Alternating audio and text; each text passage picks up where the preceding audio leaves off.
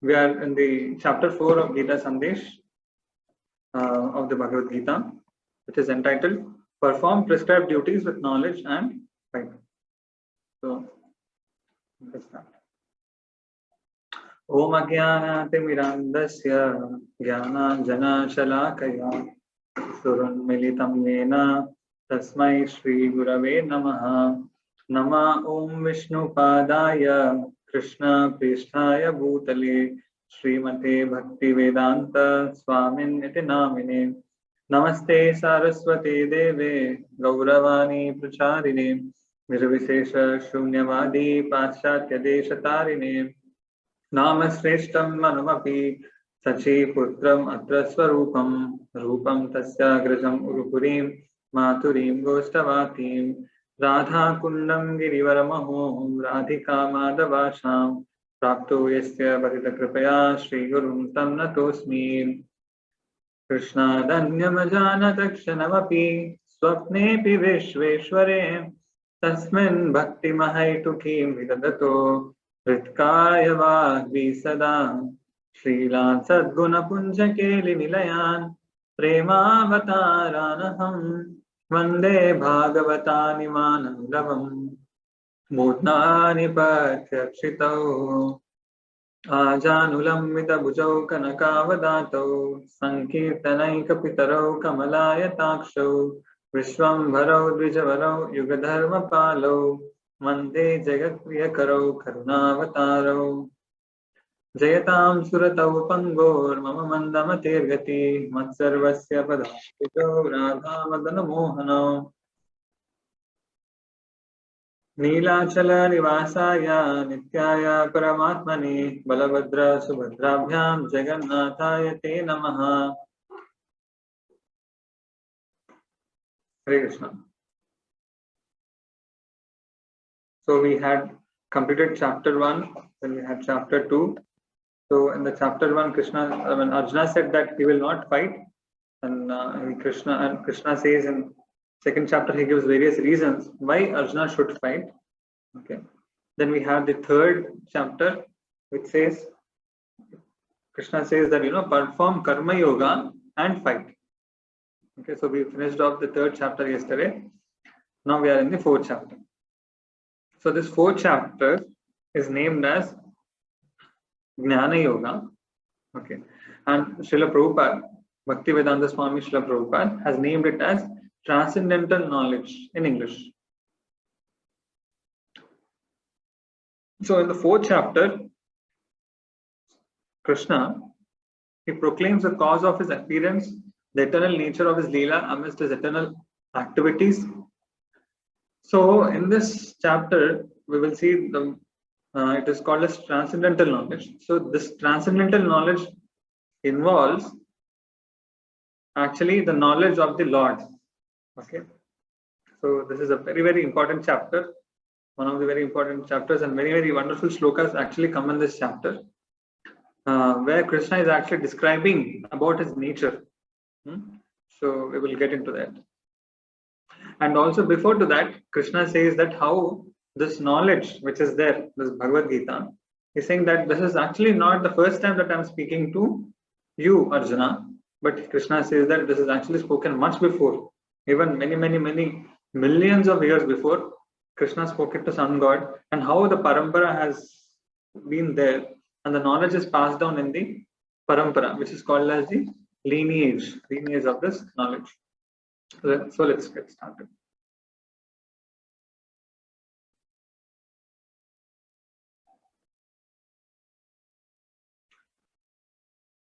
Yeah, so Krishna is saying that how Nishkama Karma Yoga is very, very ancient. It is not something new that I'm asking you to do, and it has been coming from very, very long time. So let's see the verses.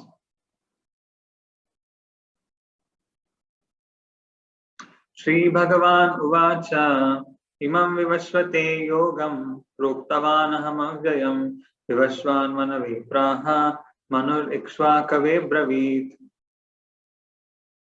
The personality of Godhead, Lord Krishna, said, I instructed this imperishable science of yoga to the sun god, Vivashvan, and Vivaswan instructed it to Manu, the father of mankind, and Manu in turn instructed it to Ikshvaku.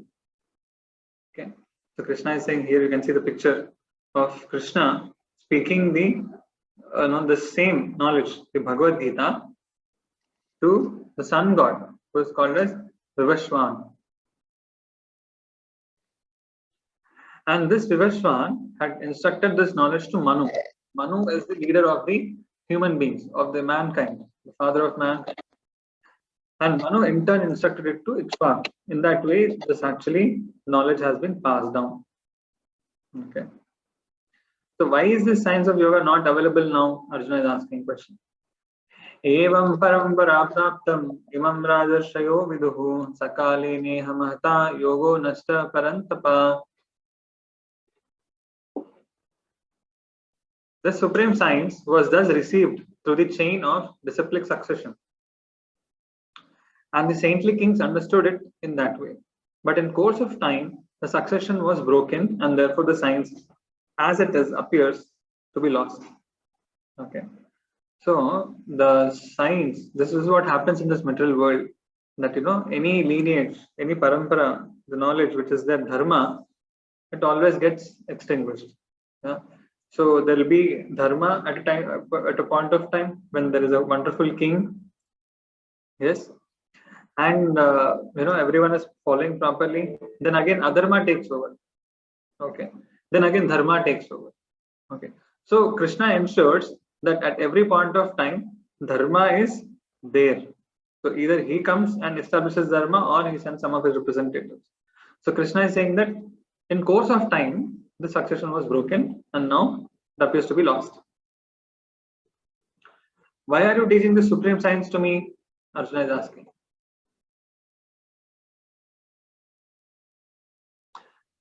Sa evayam mayatedya yoga prokta puratana bhaktosi me sakha cheti rahasyam hi etaduttamam. That very ancient science of the relationship with the Supreme is today told by me to you, because you are my devotee and as well as my friend. So this is a very important condition which Krishna is mentioning, that if someone has to understand the science of the Lord, if he has to understand the Lord, then he has to be a devotee. Okay, by being antagonistic towards the Lord, he cannot understand the Lord, nor can he understand the teachings of the Lord. So, and Arjuna is also a friend of the Lord. So therefore, Krishna is teaching this confidential knowledge. Okay. So therefore, you can understand this mystery. Otherwise, you cannot understand. Yeah.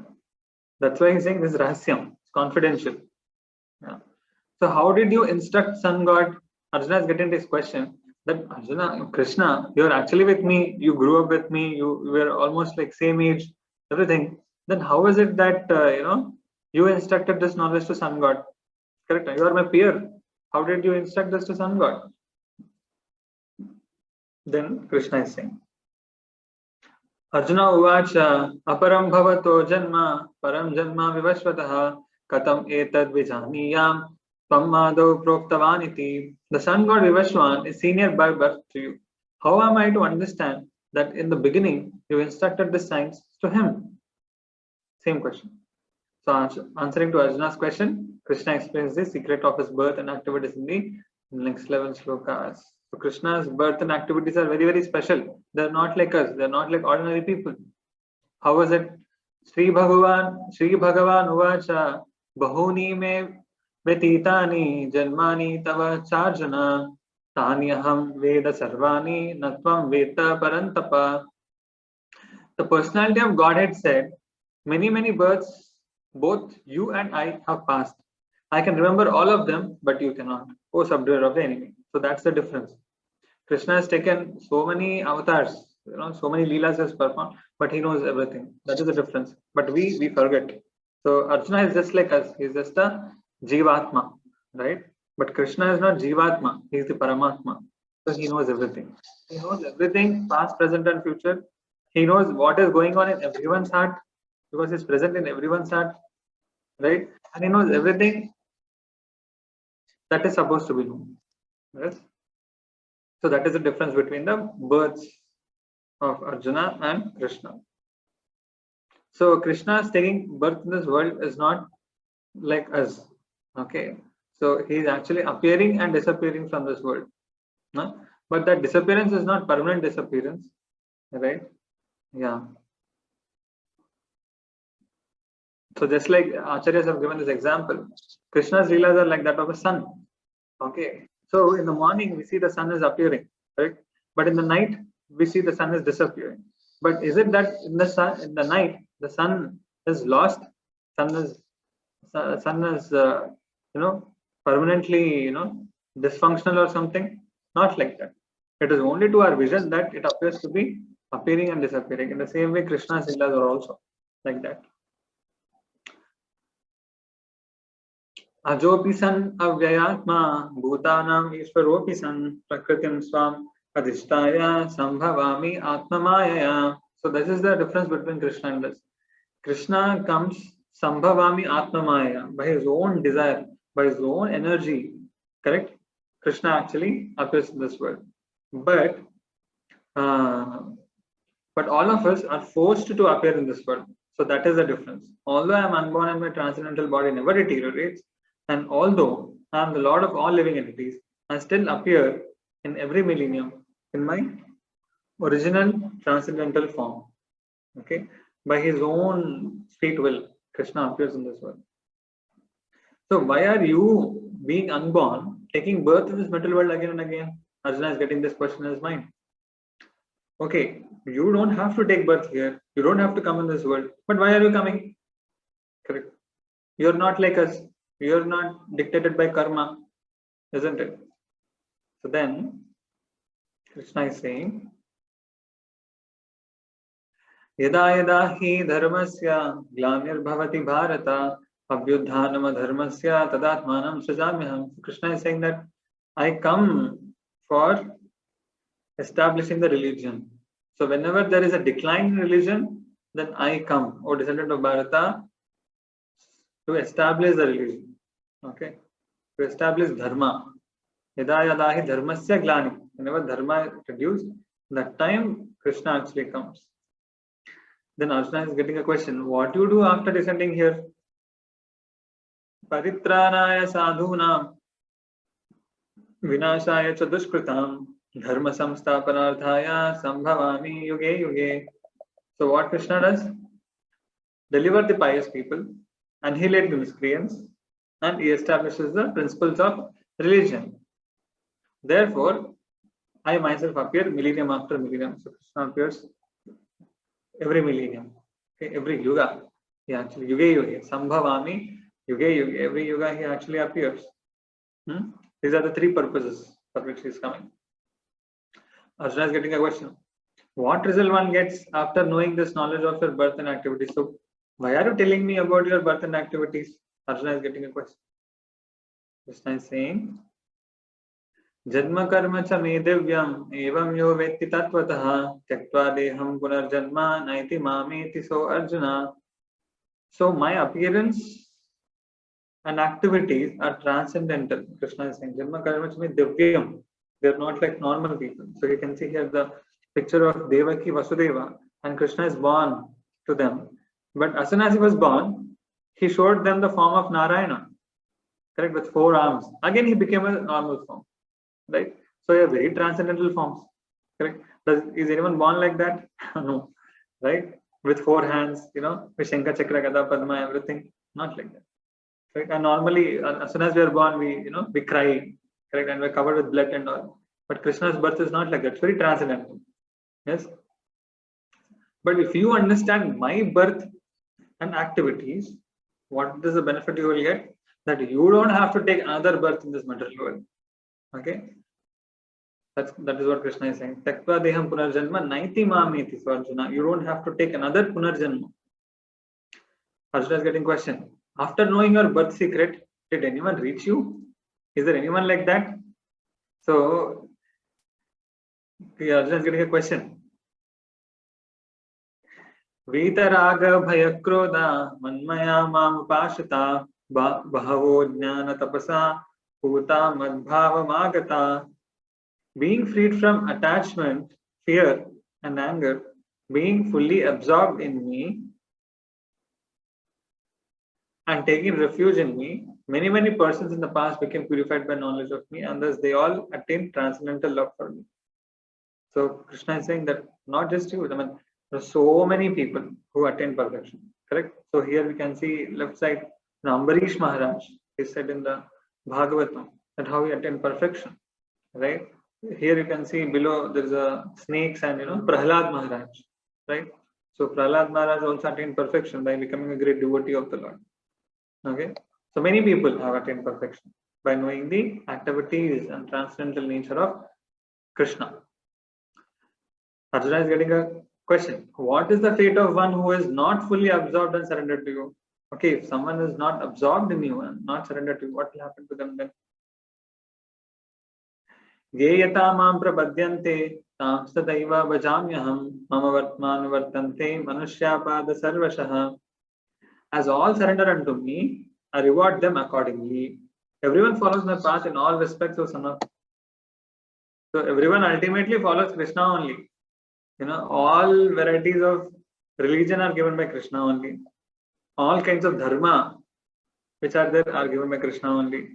All kinds of yogas which are there, karma yoga, jnana yoga, all are given by Krishna only. So ultimately everyone is following Krishna only. Yeah. Ultimately, directly or indirectly. Okay. The path which Krishna has given, everyone is following. So, but Krishna is saying that as you surrender to me, I shall reward to you. So if someone becomes a pure devotee of the Lord, then he'll get that kind of benefits from the Lord. If he's a mixed devotee of the Lord, he'll get mixed benefits from the Lord. If he's not a devotee of the Lord, he doesn't get much benefits from the Lord. Okay. So in this way, Krishna is saying, as you surrender, I shall reward you. Yeyatama prapadyante. Then Arjuna is getting a question. Then why do people worship demigods without worshipping you? Okay. So he's getting a question. If someone understands your nature, they can get out of this material world. They can attain perfection of life. They don't have to take birth again in this material world. Correct? Then why are they worshipping demigods? All kinds of devatas who are there, Kali, Shiva, Ganesha. So many other demigods are there. Why are they worshipping them? Kankshanta karma nam siddhim yajanta iha devata kshipram hi manushe loke bhavati karmaja.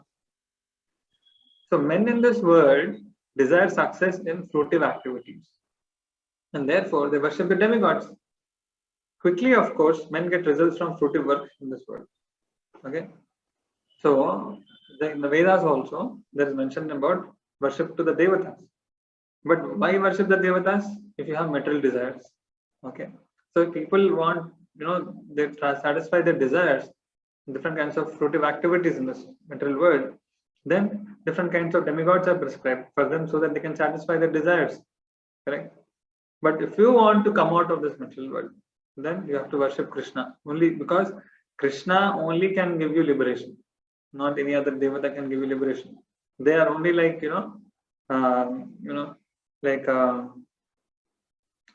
shopkeeper. That's it. If you go to a shopkeeper, if you pay them some 10 rupees and whatever you ask, they'll give you. Right? So if you do some kind of yajna puja to the demigods, then whatever you demand them, according to that price, they will give you.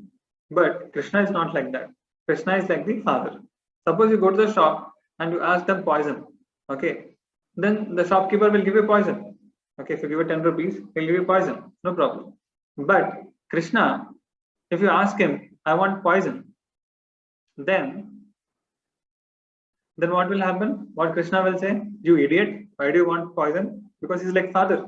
If you ask your father, I want poison, then he'll slap you, isn't it? Because he will give you what is good for you and what is not good for you.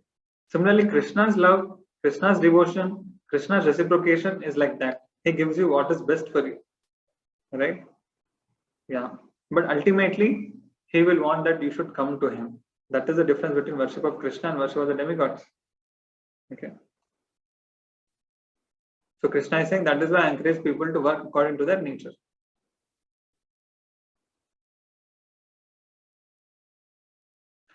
Chaturvarnam varnyam ashashtam gunakarma vibhagashaha tasya kartaram apima vidya viddhi akartaram avyayam.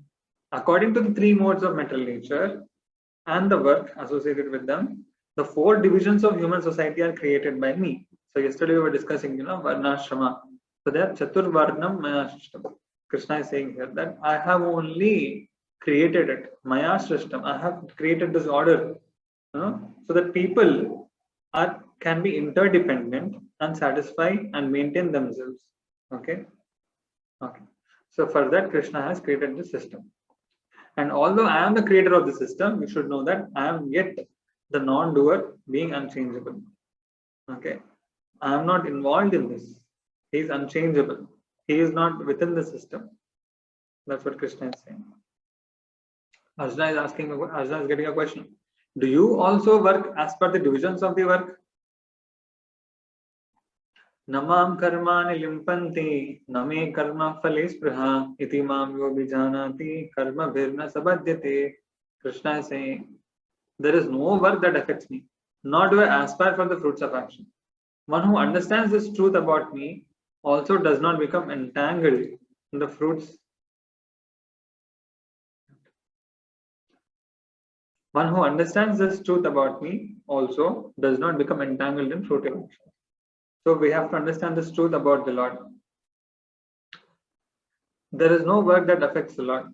So he is not supposed to do any work. He doesn't have any aspirations, mental aspirations. Yeah. We have to understand that nature of the Lord. After knowing this truth, did anyone become free from reactions of work? Arjuna is getting this question. Evam nyatva kritam karma purvair api mukshbhi kuru karmaiva tasmatvam purvai purvataram kritam. All the liberated souls in ancient times acted with this understanding of my transcendental nature. So you can see here, there are so many kings who are mentioned. They all had understanding about the transcendental nature of the Lord. Like Maharaj Bharat Maharaj. Upon his name only we have got this Bharata Desha, actually. Bhishma Pitamaha, there's there Kuru, Vidura, so many people are there. Parikshit Maharaj, all the Pandavas, all of them are examples of this. So therefore you should follow in their footsteps, Krishna is saying. So after giving answer to Arjuna, now Krishna is explaining Karma Tattva, going ahead to Nishkama Karma Yoga system. So he is again now coming back. So in between he has taken a little, explanation about his birth and activities. Now he's coming back to Arjuna. Krishna is coming back to Arjuna and is again coming back to the point that you have to fight. Okay, Karma Yoga. Krishna is again going to say this. Kim karma kim akarmeti kavayo api atra mohita tatte karma pravakshyami yagnatva mokshase shubhat.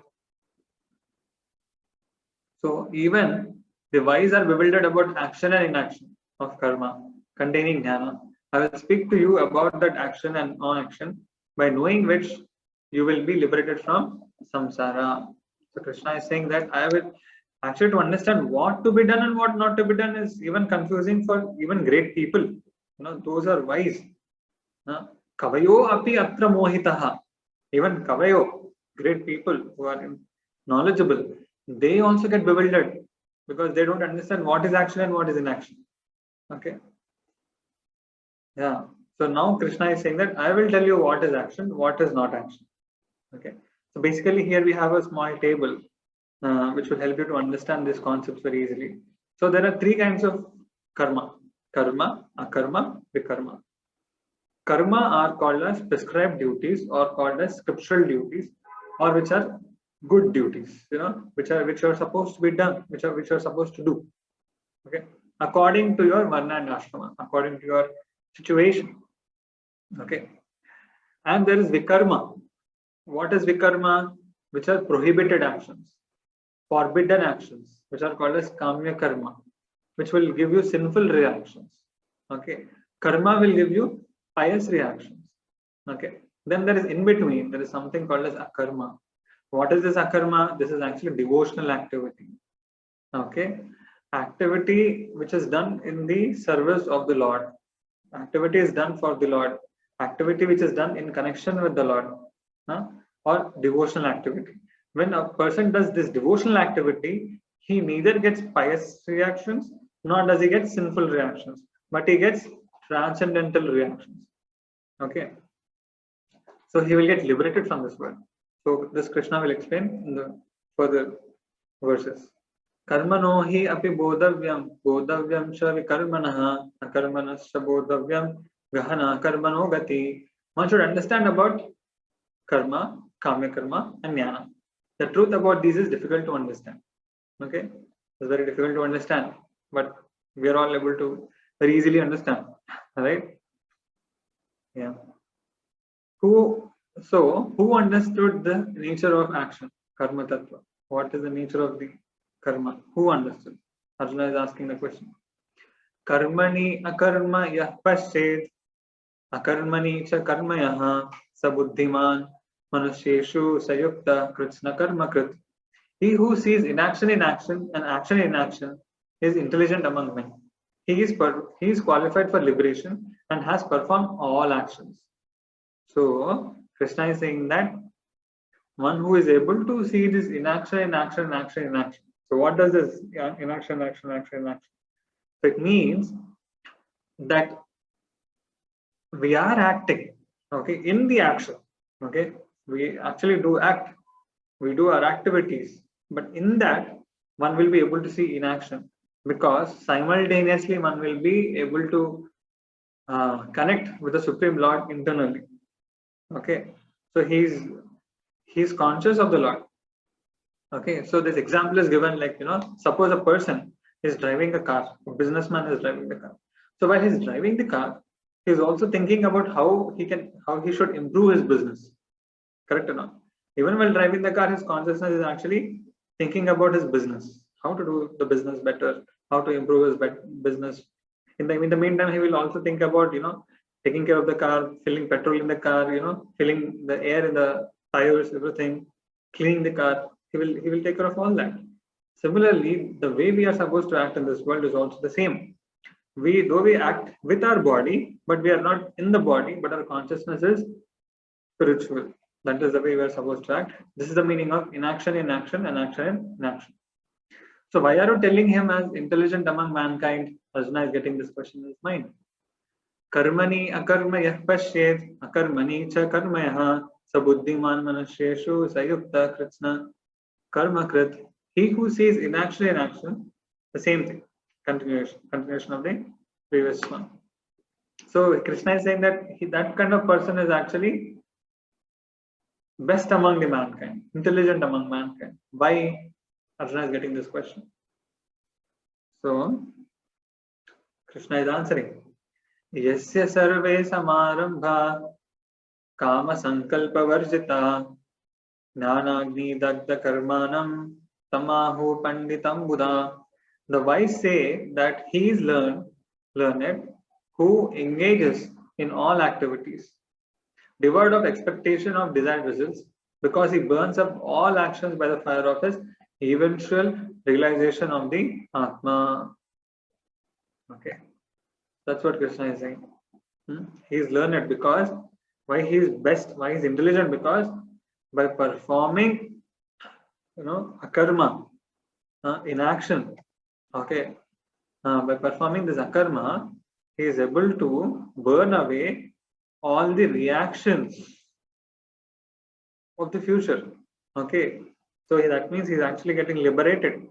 Okay, because every action that we perform will actually have a reaction, and for actually, to suffer that reaction, one will have to suffer or enjoy that reaction. One will have to again take birth in this material world. So to completely stop the future reactions is actually intelligence. That's what Krishna is saying here. So he's a wise man. He engages in activities, but it doesn't create future reactions. Tyaktva karma phalasannam nityatrupto nirashrayah karmani avipravritto api naiva kinchit karoti saha. Though intently engaged in actions, but having given up the desire for results of action, being always satisfied in realization of the Atma, non-dependent on others, this person does nothing at all. Okay, nothing at all means he doesn't actually create any future reaction. That's what Krishna is saying. But if a person does action, he gets reaction, right? Arjuna is getting a question in his mind. If someone does action, then he must get reaction. Isn't it? How you are saying that he doesn't get any reaction? Nirashir yata chittatma tekta sarva parigraha shariram kevalam karma kurvan apnoti kilbisham. Having given up all sense of taking from others, being without desire, controlled in mind and body, performing acts only to support his body, he does not incur sin. Why he doesn't incur sin? Because he is only doing as much as it is required for supporting the body. He doesn't have any desire to take something from others. He doesn't have any material desires, correct? And is controlling the mind. Therefore, even if he is acting, he is actually not incurring sin, because he doesn't have the desire. He is actually purified in the heart, correct? So therefore, and he doesn't cause any harm to others. He doesn't have any expectations from others. So therefore, he doesn't incur any sin. He is very careful in his action that he doesn't incur any sin to others. So how is it possible that the person doing action, not getting bound, is asking further clarification? Arjuna. Yadrichhalabha santushto randvatito vimatsaraha samasiddhav asiddhav cha kritva pina nibhadyate. Satisfied with what comes of its own accord, tolerant of dualities, free of envy, calm in the face of success or failure, though engaging in work, that person is not bound, because he is satisfied with whatever God is giving to him, right? Yeah. And he is tolerant in all dualities. He is free from envy. He is calm. So in this way, by purifying his actions, by very intelligently acting in this world, a person doesn't actually incur any sin. By doing action for yajna, sin gets annihilated by knowledge that arises. Knowledge that arises. Okay, Krishna is saying this.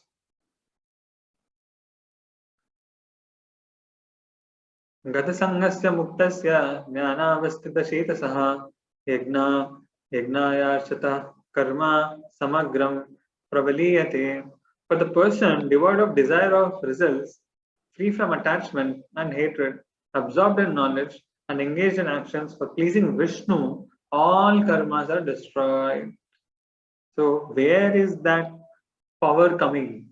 Actually, it is not just materially being careful and acting in a cautious way.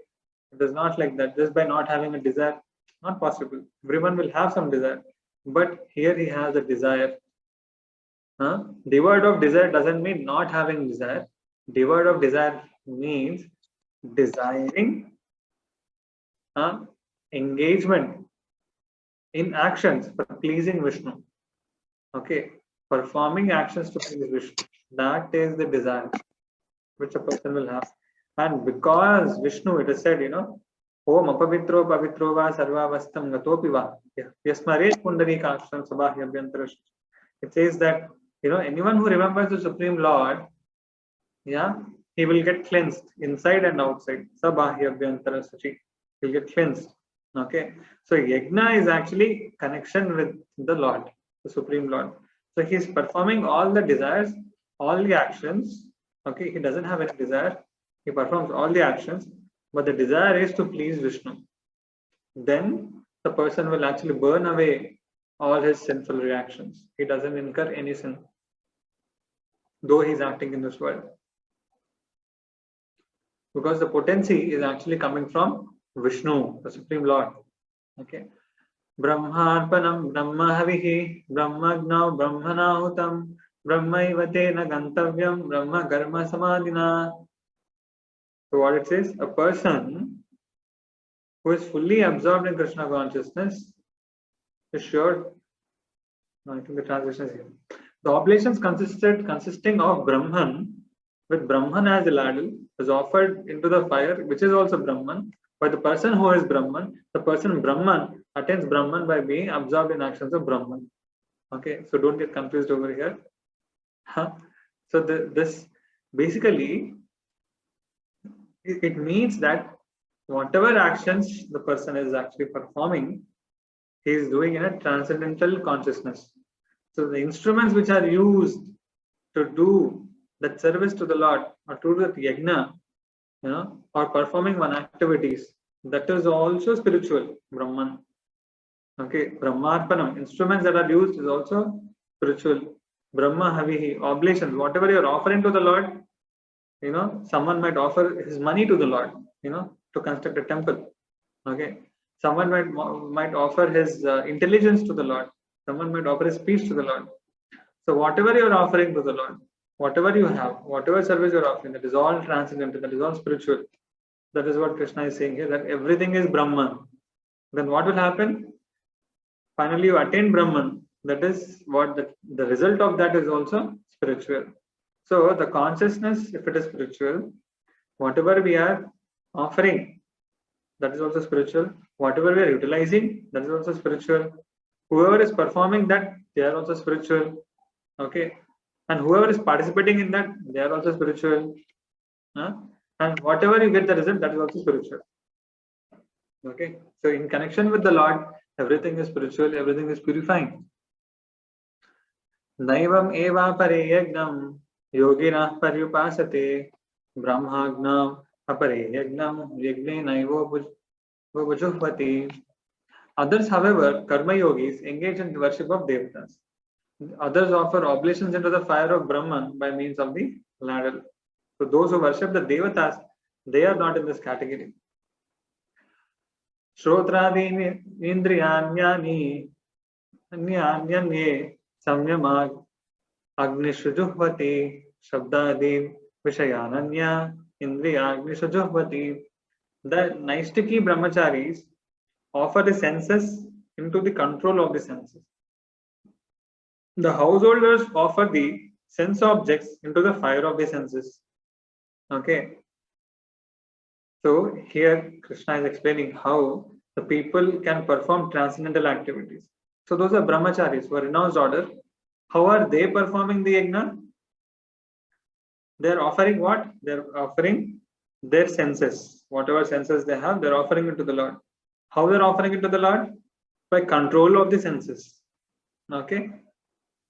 They are offering that to the Lord. So that's spiritual. But whereas householder, he is also offering the sense objects into the fire of the senses. He is doing the opposite.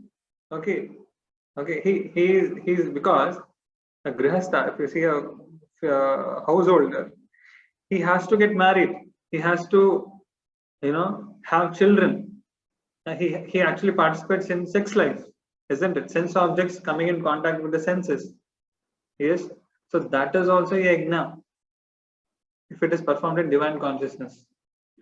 Sarvani indriya karmani prana karmani chapare atma samyamya yogagnau juhvati gnanadipite.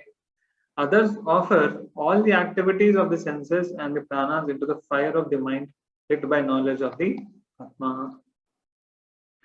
Dravya yagna stapo yagna yoga yagna statapare swadhyaya gnana yagnascha yataya samsita vrata. Others engage in severe vows of charity, austerities, visiting holy places, studying the Vedas and their meaning. They make great endeavor with intense action. So, like all of you are hearing, this Bhagavad Gita Sandesh with great endeavor. I mean, great interest, isn't it? So that is also a yajna, brahmarpanam brahmahavi. That is also a spiritual activity, and the result of that is also very, very spiritual. Okay. Apane zuhvati pranam prane panam tata pare pranapanagati ruddha pranayama parayana apare niyatahara pranan prane sujuhvati. Others dedicated to controlling the breath, stopping the movement of prana and apana. Prana is inhaling, apana is exhaling, right? They offer the prana. So these are called as the Ashtanga yogis. So they are also doing yoga. They are also trying to meditate on the Supreme Lord. So how do they perform? That Krishna is explaining over here. So others controlling eating offer the senses into the weakened pranas. Sarvepi ete yagnavido yagna kshapita kalmasha yagna sishtamrita bhujo yanti brahma sanatanam. Of all these knowers of sacrifice, all these knowers of sacrifice destroy sin through sacrifice. Okay, so by the way they are performing the sacrifice, they actually destroy the sins. Enjoying material results of the sacrifice, they then attain the eternal Brahman. So Krishna actually wants us to be happy in this world and also happy after, okay, in this life and after this life. So how you can be happy in this life?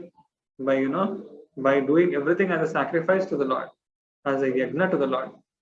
Okay. So if you're a brahmachari, you can do a yagna in your own way. If you're a grihastha, you can do in your own way. If you're a sannyasi, you can do in your own way. If you are a kshatriya or a king, or a businessman, you can do the sacrifice to the Lord in your own way. Different ways Krishna has just now spoken, right?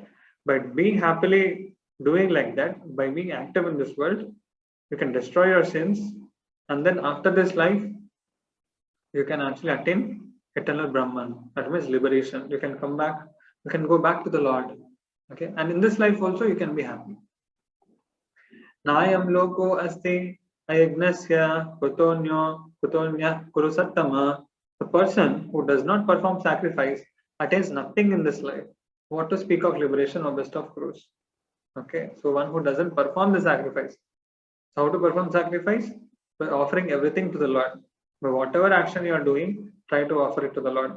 The results, try to offer it to the Lord. In consciousness, while doing that activity, think about the Lord. Okay. But one who doesn't do like that, he actually attains nothing in this life. Okay. Evam bahuvidha yagna vitata brahmano mukhe karmajan vidditan sarvan evam gnatva vimokshase.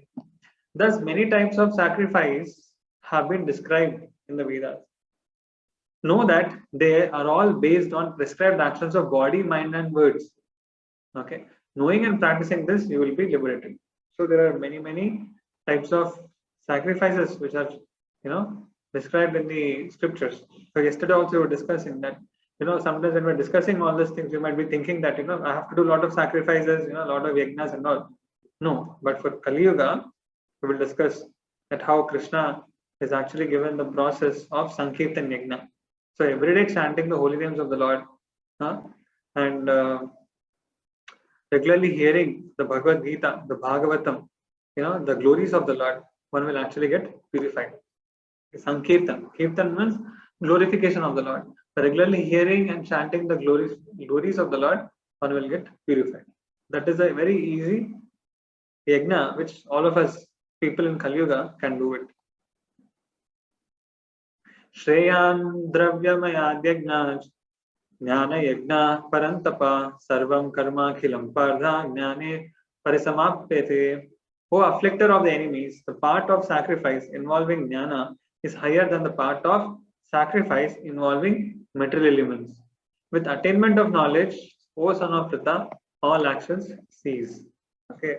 So what makes the difference, a huge difference, is the jnana. What is jnana means? Realization. So when you perform the sacrifice without realization, that is a little bit inferior. But when you do the same sacrifice, when you perform the yagna with realization, then that sacrifice is higher. So what is the speciality of Jnana Yoga? Krishna is speaking now. Tadviddi pranipatena pariprashnena sevaya upadekshanti te jnanam jnaninas tattva darshinaha. So as soon as Krishna is talking about jnana, he is referring to go to the spiritual master. Okay, know this knowledge. How to know this knowledge? By surrender, question, and service. Pariprashnena sevaya. Okay, the seers of truth, jnanis, will teach you this knowledge. So how will you get this knowledge? You have to approach the great spiritual masters, the Guru, Jnani, because he is a realized soul. So he can give you the knowledge. One who is not a realized soul, what he can teach? Correct or not? So we have to approach the Jnanis, the realized soul, right? They will be able to teach this knowledge to us. But how to approach them? By surrender, question, and service. Okay? Service also should be done to them. And we have to be surrendered to them. And then we can inquire. So what do we get by acquiring this knowledge? So here, this is a very important verse. It's a very, very important verse in Bhagavad Gita. That knowledge, we cannot gain knowledge by speculation, by just imagining, by just sitting and dreaming. We can't become knowledgeable. We get knowledge by approaching those who have knowledge. So how did they have knowledge? They have come in the parampara. That's what we discussed in the previous verses. Okay, this parampara is very, very important. So this ISKCON which we have, this actually comes in the Brahma Madhva Gaudiya Sampradaya. So this parampara is actually extending to Brahma. So Lord Vishnu or Krishna speaks to Brahma. Brahma speaks to Narada. Narada speaks to Vyasa. Vyasa speaks to Sukadeva Goswami. Like that, the entire line, the parampara is traced. And now we have His Divine Grace A.C. Bhaktivedanta Swami, Srila Prabhupada, coming in the same parampara, right? And who has established the ISKCON.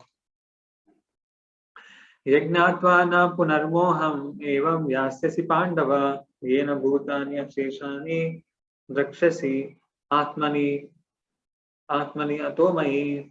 O son of Pandu, knowing this, you will no longer be bewildered.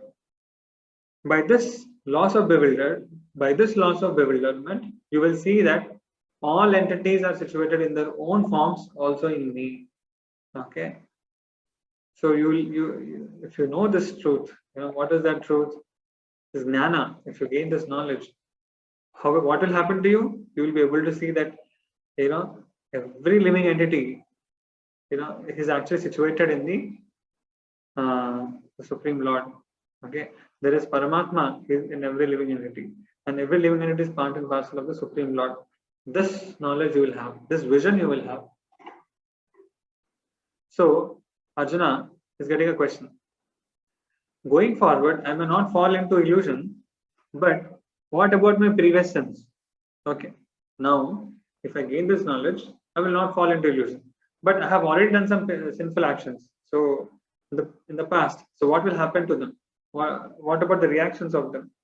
Then Krishna is saying, Api ched asi papebhyaha sarvebhya papakritamah sarvam jnana plavenaiva vijinam santarishyasi.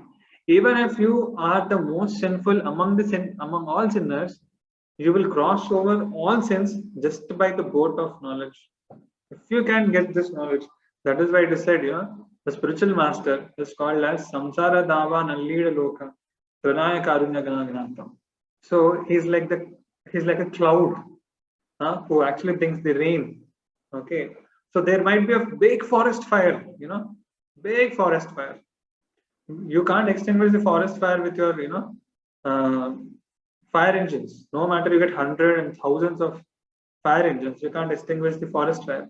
But suppose there is just a small drizzling of rain of the cloud, from the cloud, then the entire forest can be put out from the fire. Correct. So similarly, the Guru is like that. Is like the cloud, and our whole life, which is there from millions of lifetimes, the papa which is there, the sinful reactions which are there, they are like the forest fire. They are very, very huge, because we are in this material world from time immemorial, right? From long time. So there is a huge pile of sinful reactions which are burning in our heart. So only the Guru can actually extinguish that. Okay. So this knowledge, no matter, even if you're most sinful, by approaching the Guru, gaining that knowledge, you can destroy all the sins. Okay. Etai dhamsi samidhognir bhasmasat kurute arjuna jnanagni sarva karmani bhasmasat kurute tatha. As a blazing fire burns to ashes all fuel food, The fire of knowledge turns all actions to ash, all actions to ashes.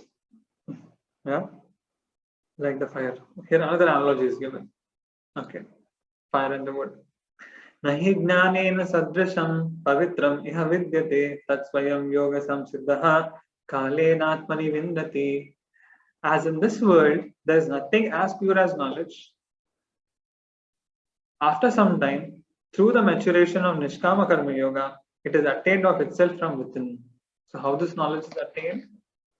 Also, when we Nishkama Karma Yoga, when we are actually doing our activities, our prescribed activities, without desire for fruitive activities, simultaneously, if you are hearing the spiritual knowledge, then in due course of time, this practice which is there, the sadhana which is there, it actually matures, and from within itself, one will actually gain the realization of the knowledge. Okay, so Guru will give you the knowledge, but that will not turn into realization unless we do practice. So that is what Krishna is telling here. श्रद्धावाल्लभते ज्ञानं तत्परः संयतेन्द्रियः ज्ञानं लब्ध्वा परं शान्तिं अचिरेणाधिगच्छति. Having faith in this process, being steady in practice of the process, and controlling the senses, one attains knowledge. Okay, attaining knowledge, one quickly attains liberation. Okay, as soon as if you attain this transcendental knowledge, within no matter of time, you will actually attain liberation. That's what Krishna is saying. But one has to do the practice of this process by controlling the senses and being steady and with faith. Agnas cha shraddadhanasya samshayatma vinashyati nayam lokosti na paro na sukham samshayatmanah. So who is a samshayatma? Who is a person who is ignorant, who is doubtful? Okay, samshaya, who is having that doubtful person, he will never be successful. Okay, one who will doubt, after hearing this whole thing from Bhagavad Gita, still he will doubt. Is what Krishna is speaking, is it truth? Really? I don't think so. It is waste. It is not so much great.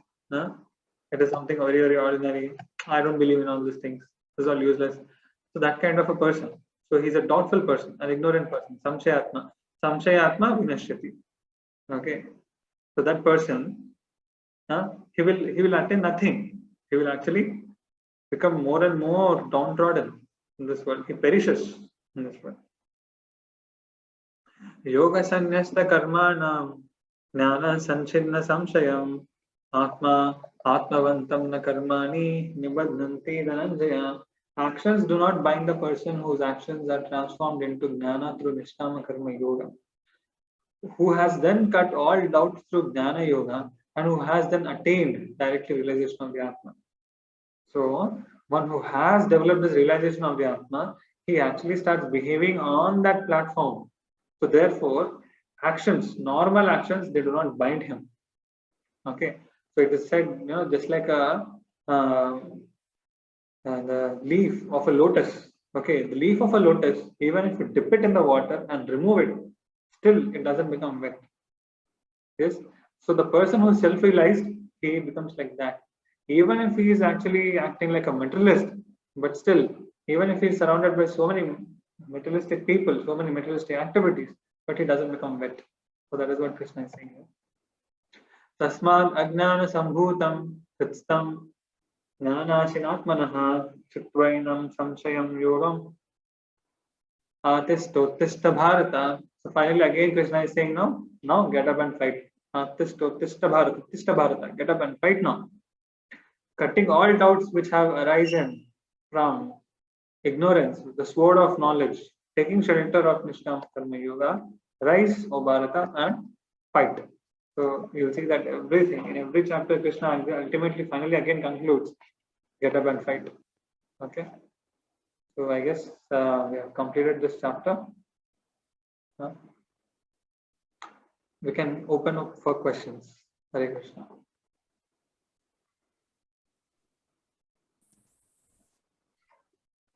Yes, please. Any questions? We have completed the 4th chapter. Hare Krishna. Hare Krishna. Subodh. True, yeah. Prabhuji, this 12th sloka, Yeah. where it is that we should worry Krishna, we should worship only Lord Krishna and not to demigod, because demigod are worshipped for some desires. Correct. Hmm? And it is written below that whether Shiva, Kali, or another demigods are worshipped only for material desires and all. Yeah. But in ISKCON one program, I was told about Vaishnava Aparadh. There it was told to differentiate between Lord Krishna and Lord Shiva is one of the Vaishnava Aparadh. Correct, correct. So if we worship, if Lord Krishna and Lord Shiva is the same, so how Shiva can be demigod? Just my confusion, I want to search. Okay, okay. That's a nice question, wonderful question. So,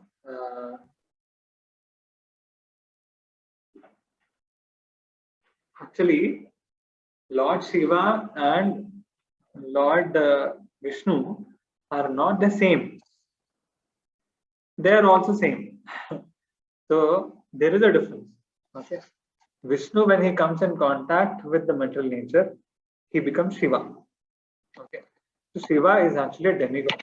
Shiva is not the supreme Lord, but he is a very great devotee of the Lord. It is said, Vaishnavana Nyata Shambhu. Shambhu is actually one of the greatest devotees of the Lord. So it is an aparadh to think, it is an offense to think that Vishnu and Shiva are the same.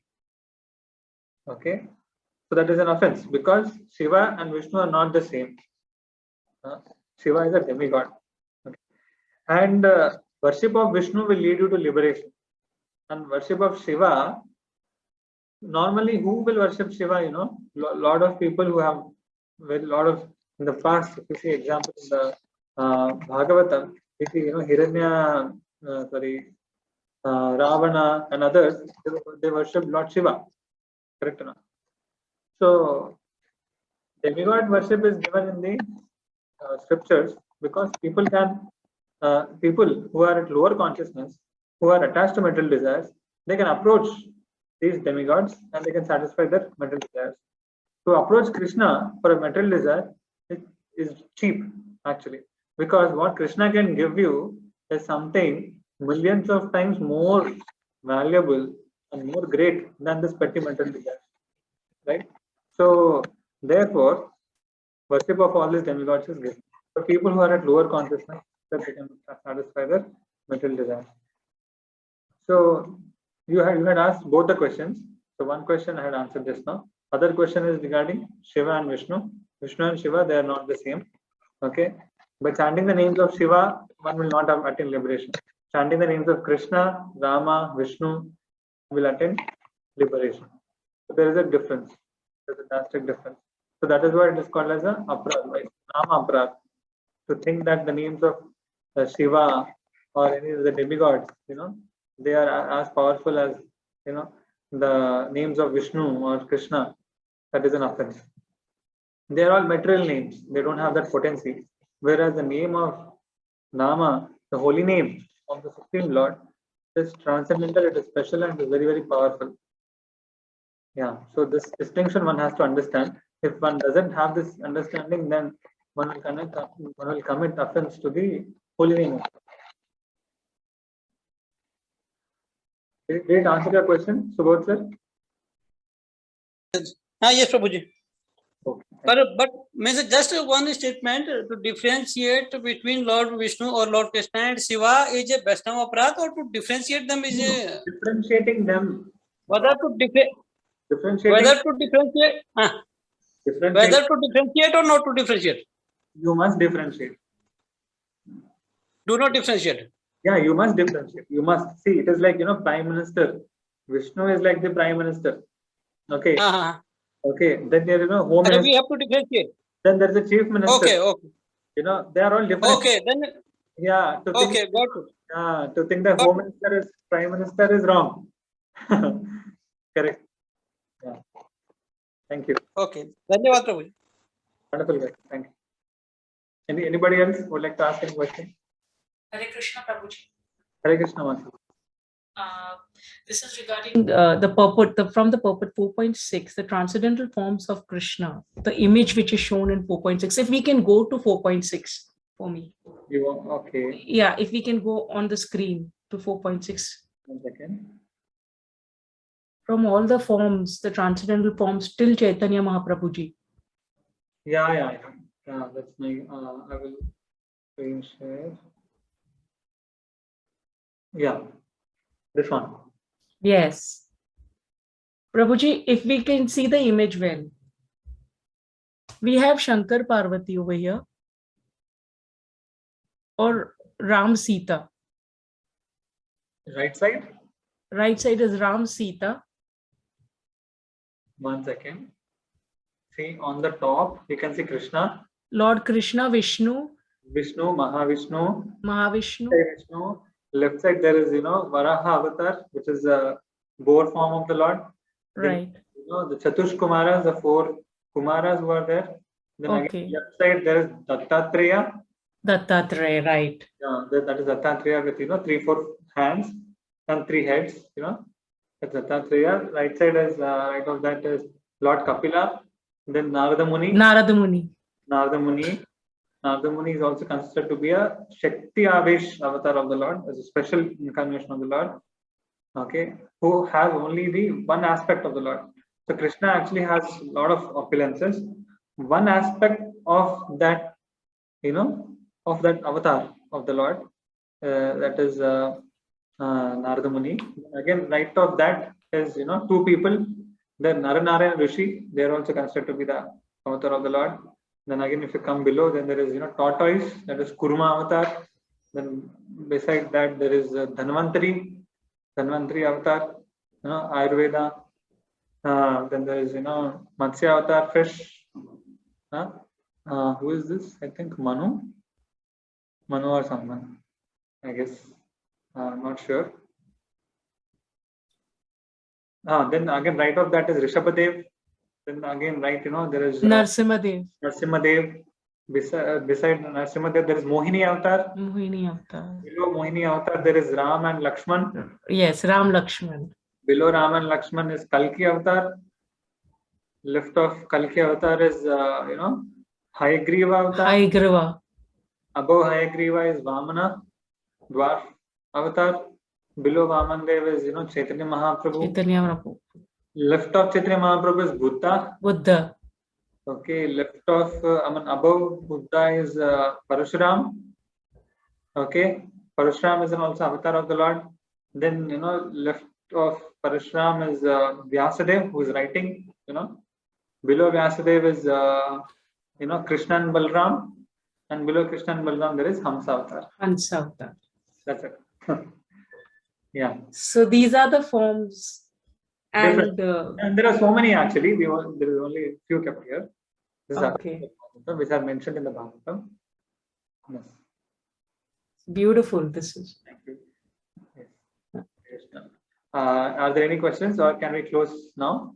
Yeah, we can, Guruji. Yes. Thank you. We'll close. Hare Krishna.